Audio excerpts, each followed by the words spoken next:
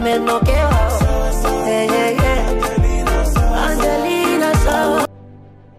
Bana, Ibra ni mmoja kati ya msanii ambaye ameshiriki kufanya kazi na wasanii wengine wengi, lakini hili la kwake pamoja na KJSPO ambaye ni mmoja kati ya mtu ambaye ameshafanya kazi na Harmonize, ameshafanya kazi na Sarkodie, ameshafanya kazi na Oxlade, ameshafanya kazi na watu tofauti kutoka katika nchi mbalimbali. Kwa kifupi tunaweza kusema kwamba KJSPO mmoja kati ya mtu ambaye ameweza kuwa connect wasanii mbalimbali Afrika. Sasa wimbo wa Sawa ni matokeo ya ushirikiano kati ya wasanii watatu, Ibra, KJSPO lakini pia na Black Jay-Z.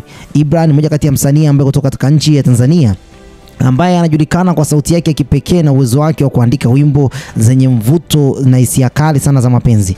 KJSPO ni mmoja kati ya yeye pamoja na Black Jay-Z ni mmoja kati ya wasanii wa kimataifa ambao pia wameweza basi kuchangia katika kuleta ladha tofauti katika wimbo huu ambao uliweza kutoka mnamo tarehe 20 mwezi wa pili 2025.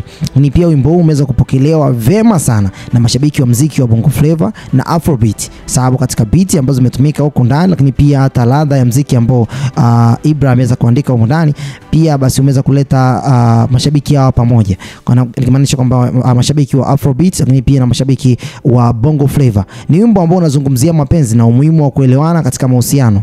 Mchanganyiko wa sauti za wasanii hao watatu umeleta tofauti mkubwa sana na mvuto wa kipekee katika muziki huu wa Afrika kwa sasa. Naweza kusema kwamba Ibra kati ya nyimbo ambayo pia ameweza kufanikiwa kwa mwaka 2025 ni pamoja na nyimbo hii inaitwa Sawa. Sasa video wa wimbo huu iliweza kurekodiwa katika maeneo mbalimbali Dar es Salaam, ikionyesha mandhari mazuri ya jiji hili na tamaduni zake. Tangu kuweza kutolewa kwake, Sawa imeweza kupata nafasi katika chati mbalimbali za muziki, ikiwa ni maarufu na katika majukwaa mbalimbali ambayo basi yanauza muziki katika nchi ya Tanzania lakini pia katika nchi mbalimbali. Mfano katika majukwaa hayo ni pamoja na Boomplay, Apple Music lakini pia Audiomack. Nikiwa namaanisha kwamba katika majukwaa haya ya kusikiliza muziki na katika majukwaa ambayo basi watu wengi wamekuwa wakifuatilia kazi za wasanii hao.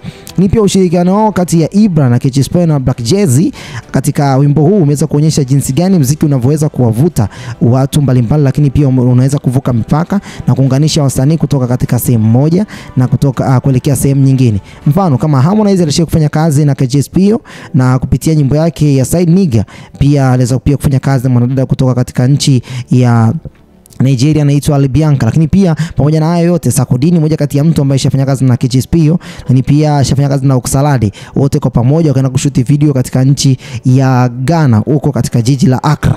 Nikiwa namaanisha kwamba muziki unaweza kusafiri kutoka sehemu moja kuelekea sehemu nyingine. Mimi nafikiri kwamba kwa haya ambayo machache ambayo nimeweza kukupa kuhusiana na nyimbo hii ambayo Ibra ameweza kuhusishwa huko ndani na KJSPO na pamoja na Black Jay-Z, basi naweza ngasema kwamba Ibra ni mmoja kati ya msanii ambaye kwa mwaka 2025 jitihada zake ndizo zitakazozidi kuonyesha kwamba ni nini ambacho anacho na ni wapi atakapoelekea kwa 2026. Kwa mfano kama 2025 wasipozidi kutoboa zaidi, basi 2026 mapato yake basi yatazidi kuongezeka, kwani ni mmoja kati ya msanii ambaye ana kipaji kikubwa sana na yupo katika lebo ambayo inampush kwa namna moja au nyingine.